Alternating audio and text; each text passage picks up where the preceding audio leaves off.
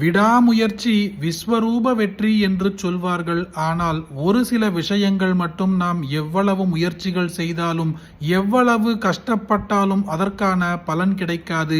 நினைத்த காரியம் நடக்காமலேயே போய்கொண்டு இருக்கும். இதற்கு காரணம் தெய்வத்தின் அனுக்கிரகம் இல்லை என்று அர்த்தம். அப்படியாக நினைத்த காரியம் நடக்க வேண்டும் என்றால் இந்த மாதம் ஏப்ரல் 30ஆம் தேதி நரசிம்ம ஜெயந்தி வருகின்றது.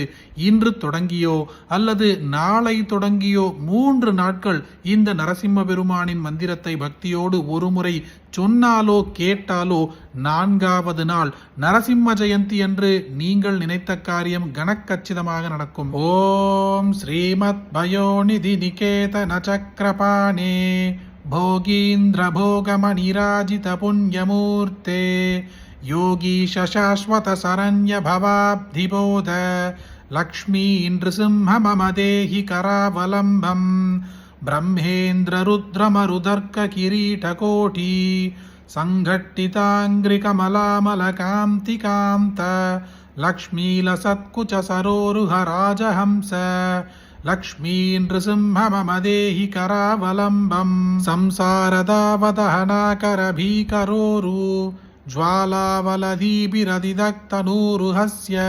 त्वत्पादपद्मसरसीरुहमागतस्य लक्ष्मी नृसिंह मम देहि करावलम्बं संसारजालपतितस्य जगन्निवास सर्वेन्द्रियार्थपडिशाग्रजशोपमस्य प्रोक्तं भितप्रचुरतालुकमस्तकस्य लक्ष्मी नृसिंह मम देहि करावलम्बं संसारकोपमधिघोरमघातमूलं सम्प्राप्य दुःखशतसर्पसमाकुलस्य दीनस्य देवकृपया पदमागतस्य लक्ष्मी नृसिंह मम देहि करावलम्बं संसारभीकरकरीन्द्रकराभिघात निष्पीड्यमानवपुषः सकलार्थिनाश प्राणः प्रयाणभवभीतिसमाकुलस्य लक्ष्मी नृसिंह मम देहि करावलम्बं संसारसर्पविषदिग्धमहोग्रतीव्र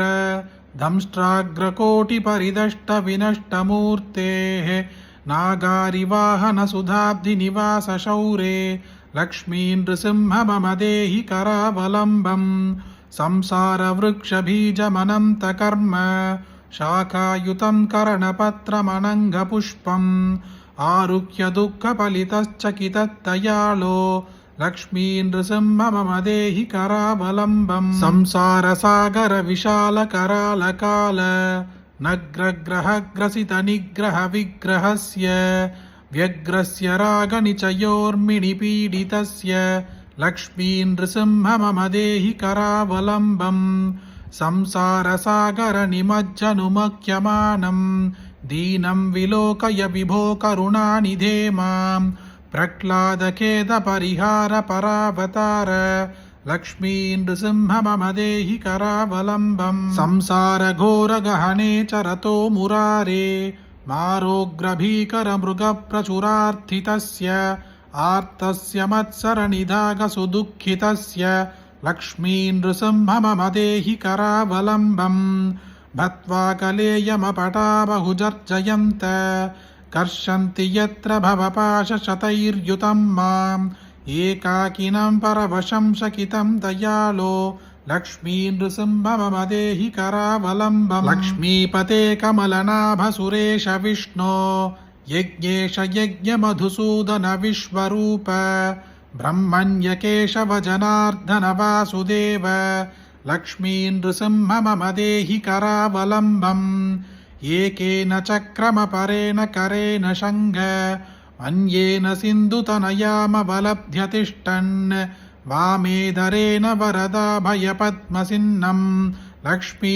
नृसिंह मम देहि करावलम्बम् अन्धस्य मे हृदविवेकमहाधनस्य चोरैर्महाबलिभिरीन्द्रियनामधेयैः मोहोऽन्धकारगुहरे विनिपादितस्य लक्ष्मी नृसिंह मम देहि करावलम्बं प्रह्लादनारदपराशरपुण्डरीक व्यासादिभागवतपुङ्गवहृन्निवास भक्तानुरक्तपरिपालन पारिजात लक्ष्मी नृसिंह मम देहि करावलम्बम् लक्ष्मी नृसिंह चरणाब्जमधुव्रतेन स्तोत्रं कृतं शुभकरं भुवि शङ्करेण एतत् पठन्ति मनुजा हरिभक्तियुक्ताः ध्येयान्ति तत्पदसरोजमखण्डरूपम् इति श्रीलक्ष्मी नृसिंहकरावलம்ப ஸ்தோத்திரம் சம்பூர்ணம்.